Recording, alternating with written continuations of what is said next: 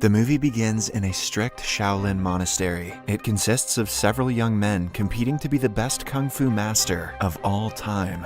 The most naive and untalented one of them all is a young man named Little Mute, who doesn't speak for an unknown reason. He struggles to keep up with his fellow students, making him the laughingstock. One afternoon, the master orders all his pupils to do a special task that will help them learn the famous weightless technique. He asks them to fetch 2 whole buckets of water from a river while wearing heavy iron shoes that weigh more than 5 kilograms on each leg. Not just that, but after filling the buckets, they have to walk a mile uphill. Once they master this technique, they will be like birds, able to jump on roofs and perform aerial acrobatics. Little Mute's classmates see that he is excited about the task and allow him to go first. They are so confident in his incompetence that they know he will be the last one to complete the task. As they had predicted, he fills the bucket early but can barely walk with the shoes weighing him down. Everyone surpasses him, leaving him the last one climbing the hill. Eventually, he even drops the bucket and sits down hopelessly. He has been trying his very best to survive in the monastery, but a failure like this shakes his spirit.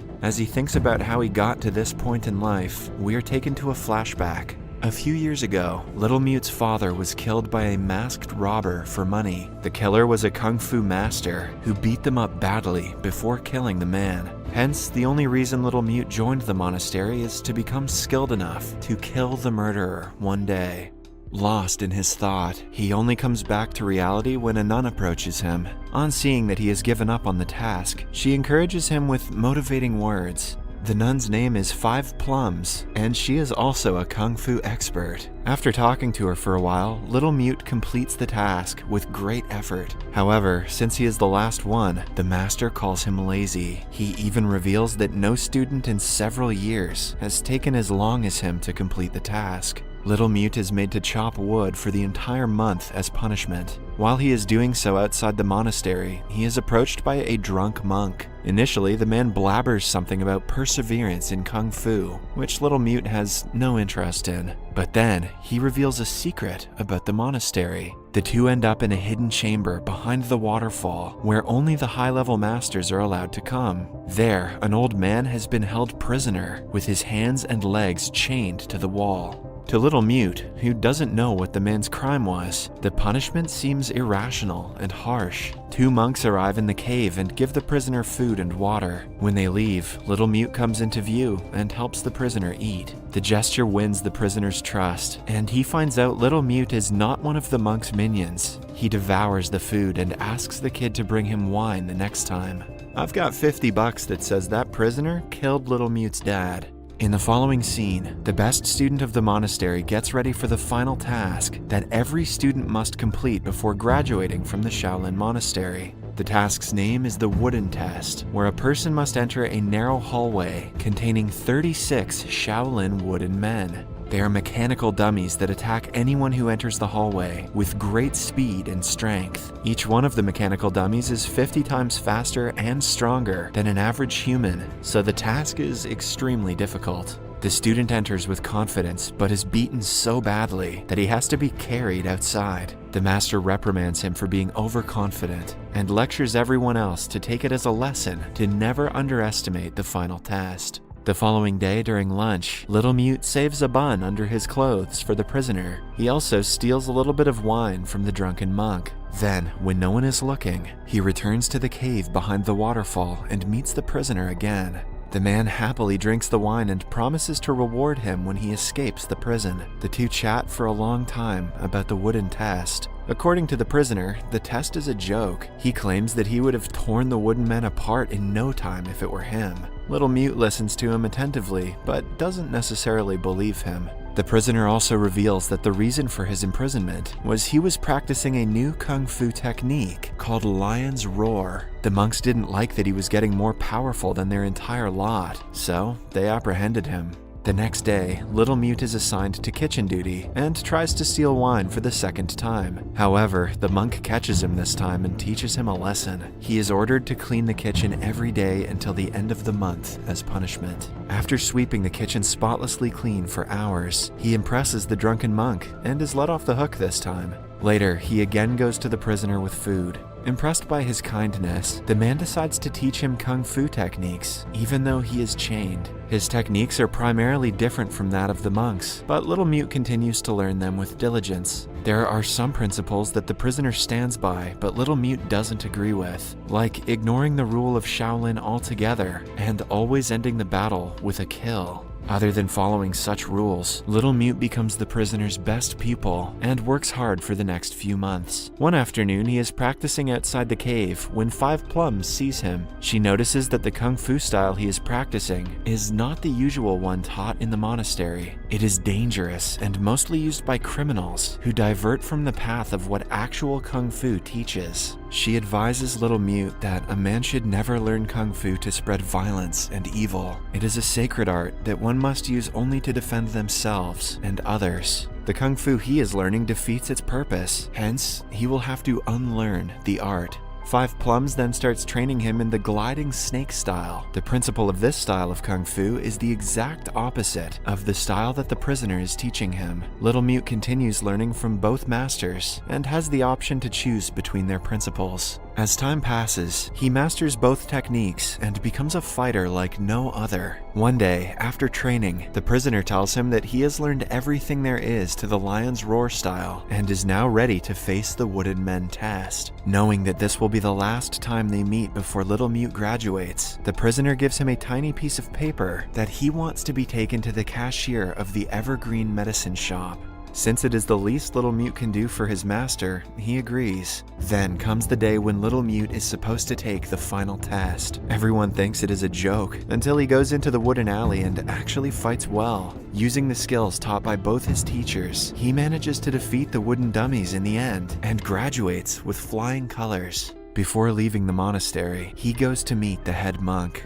For the past few years, not even a single person has passed the wooden test, which makes the monk believe that Little Mute is doing something different. Little Mute doesn't say anything, but the master eventually figures out that he met the prisoner. He prays to God for forgiveness on Little Mute's behalf and asks if the prisoner gave him anything. The man stays loyal to his master and doesn't reply. Before he leaves, he is handed a wooden scroll and is asked to meet the Sublime Master in the hills. In the following scene, we see Little Mute meeting the cashier of the medicine shop. Upon reading the message, he instantly recognizes who it is from. It is then revealed that the prisoner is none other than Kang, the leader of the bandits named the Green Dragon. He wasn't imprisoned because he was a threat to the monks, but because he used his skill to spread violence and kill innocent people. In the message, he has asked the people of his gang to await his return.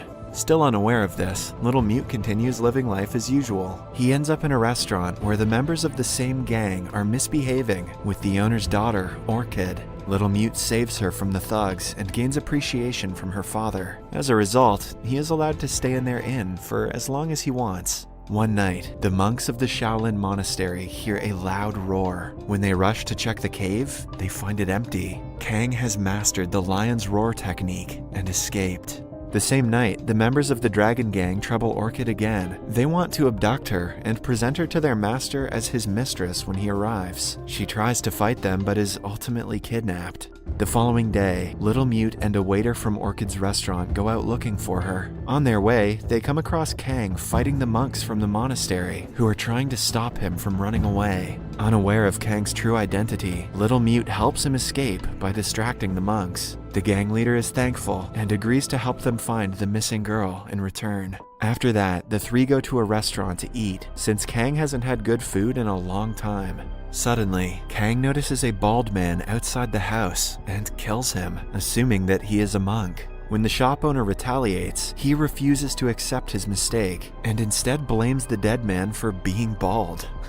Goddamn baldies. He even kills the entire family of the restaurant owner in a fit of rage. Little Mute is shocked, as he never thought the person he respects so much would kill an entire innocent family. When he tries to reason with the man, he and the waiter are kicked out of the house. Surprisingly enough, when the two return to the inn later, Orchid also returns home, unharmed. She says that the thugs let her go without saying why. The next day, Little Mute randomly remembers the scroll that he was supposed to give to the Sublime Master. Without wasting more time, he goes to the hill and meets the blind master. On feeling the scroll, he finds out that Little Mute is Kang's student. Initially, he berates Little Mute for choosing the wrong path, but promises to show him the right way. He then reveals that he was Kang's master in the monastery, and the one who taught the gangster everything about Kung Fu. However, Kang repaid his master with violence, and began killing people, misusing his lessons. In the end, he was captured and imprisoned, but the Sublime Master blamed himself for Kang's deeds, and blinded himself.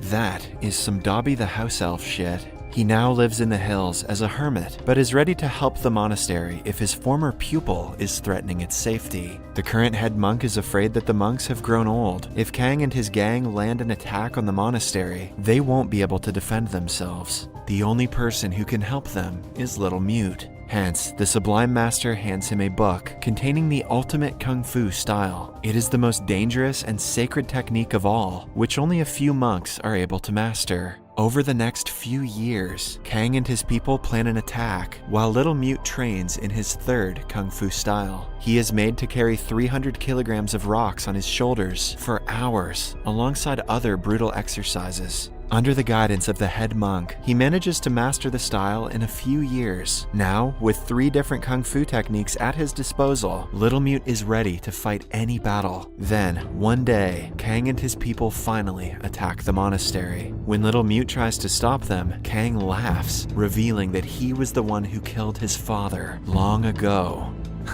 At least 300,000 of you owe me $50 now. I'm rich. A shocked Little Mute speaks for the first time in years. He reveals that he had vowed to never let a word out of his mouth until he finds his father's killer. The revelation is followed by a final showdown between Kang and Little Mute. Kang uses Lion's Roar technique and defends against all of Little Mute's snake-style attacks. Initially, the clashing technique works in Kang's favor, but when he tries to attack, he faces the same problem. Finally, Little Mute uses the ultimate style and turns the fight around. Even after being beaten brutally and refusing to land any fatal attacks, he manages to win in the end.